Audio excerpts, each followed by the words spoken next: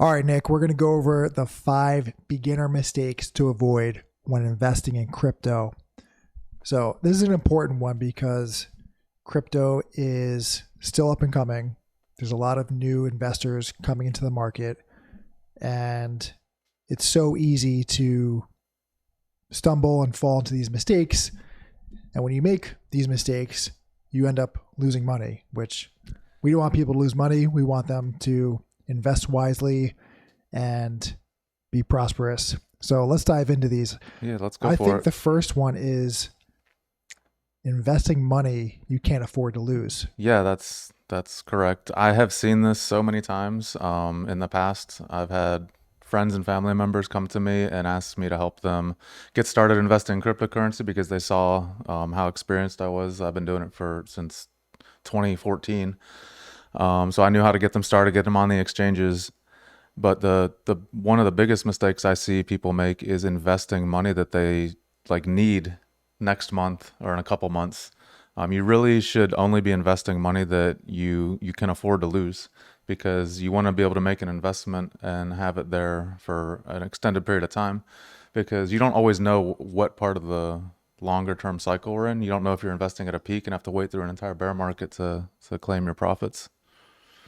I think that's why the joke is in crypto. Like when you have a bad trade or you basically screw up your investment, the joke is, or the meme is, that you're going to go back to working at McDonald's. Yeah, and it's sad because I've had some of my friends, I helped them buy crypto, and I remember one example. One guy asked me to invest, and then he literally called me 3 weeks later and said, "I need to get the money out."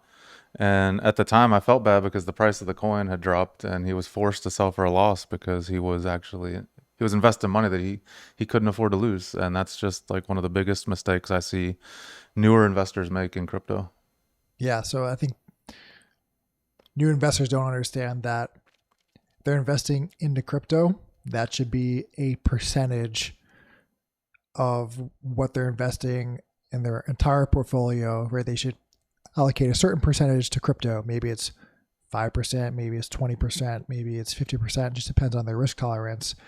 And basically plan that accordingly instead of just going all in, because then you get in a tight spot where Yeah, you need the money and you got to pull it out in a month, and cryptocurrencies, the volatility is so high. You see 10-20% moves in a day, and they're either up or down. So right. it feels like a casino sometimes, but the reason it's so volatile is because it's such a young asset class. And as the asset class matures, the prices will go up. Right. And that's kind of what we've seen playing out, Hmm. is that buying and holding for the long term is going to be the most profitable way, instead of buying and then selling and end up taking a loss, which brings us into the next one, would be panic selling. Yeah. Investing in any type of a market involves human psychology, human emotions. And I've seen newer investors make this mistake multiple times where they'll buy an asset, they'll see it drop 10, 15, 20%. And a lot of people can't stomach that. Once they see that 20% loss in their portfolio, they're like, "Oh, I just want to get out and cut my losses at this point." And then sometimes you'll see the same asset go up 100% the next week just because they weren't patient enough to stick around. Yeah. So panic selling is one of those things that you kind of got to grow a stomach for, the emotions that you're going to feel when you have real money invested in these crypto markets. Right. Because crypto is so volatile. There's really green days, there's really red days. And I think everyone just gets this. When you see something go down so much or the market's red, you just kind of get down on yourself, and then you contemplate, should I get out now? Should I just dump this, take a loss? But Yeah, it's with it's it's all about patience. Like if you are invested in a project that you believe in, you shouldn't be paying attention to the daily swings. Because this market will take money away from the impatient. And I was a very impatient investor in the beginning, and I lost all kinds of money. It wasn't until I learned to just throw my money at a project that I believe in and be patient, sit through the emotional ups and downs, and eventually the longer term price action will prevail. I think that's a good point, which will also lead us into the next one. But Yep. you don't have to panic sell if you're investing into a good project that has future potential. You've done your research on the project, has a good team, strong fundamentals, has a good working product that long term you're projecting it will do well. So if you just buy that, hold that, and just ride the waves of the ups and downs, there's no reason to panic sell. But if you invest in some like very highly ranked, like 200, 300, 400, 500 and above market cap meme coin, then maybe you do want to sell that and just kind of get out and cut your losses. But that's where we lead into the next one, which is doing your research, doing your own research, not taking others' opinions and just buying a coin, but doing your own research on a coin that has proven fundamentals, a proven team, a legitimate project. That way you can invest and have some peace of mind that you can hold through the dips and hold it over the long term. So doing your own research. So doing your own research, that will also, as long as you are continually monitoring your investments, you don't even have to do it every day. You can do it once a week, kind of check up how the project is doing, how the leaders of the project are they still like following through with their promises on what they are going to do. So if you're constantly doing your own research, you'll be able to make educated decisions, not panic sell, because if there is legitimate reasons why people would want to sell, but you never want to do it when you're in an emotional state.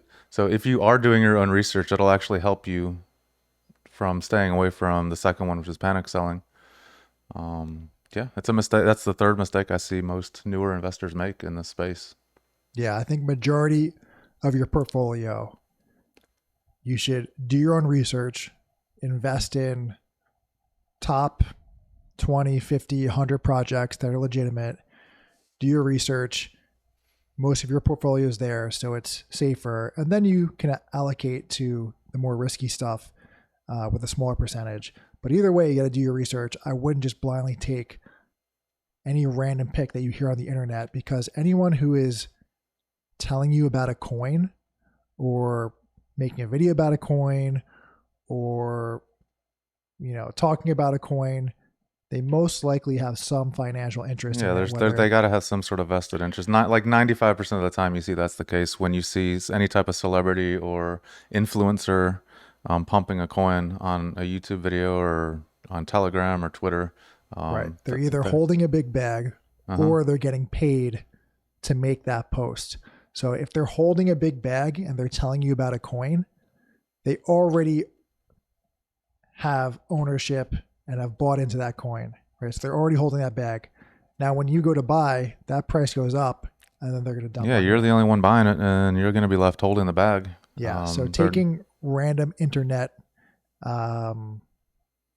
advice on certain coins, avoid that. Yeah, so don't jump on Twitter and just buy the first thing that you see an influencer pumping. Do your own research.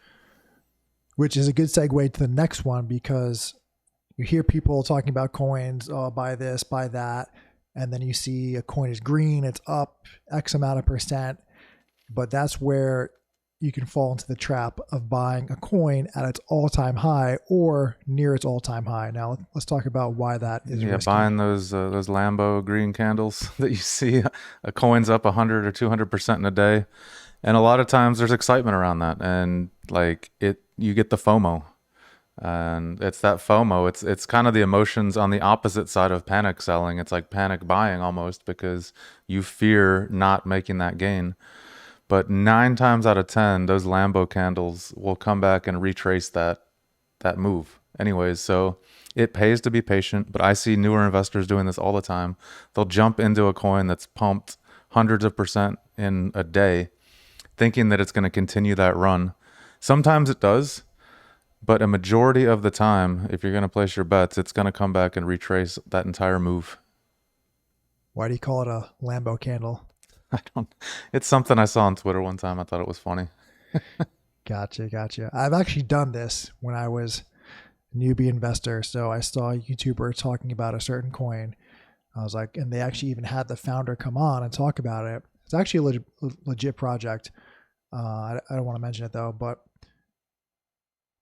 I kind of bought into the credibility the YouTuber was talking about, The founder was on to seem legit and credible, which it is.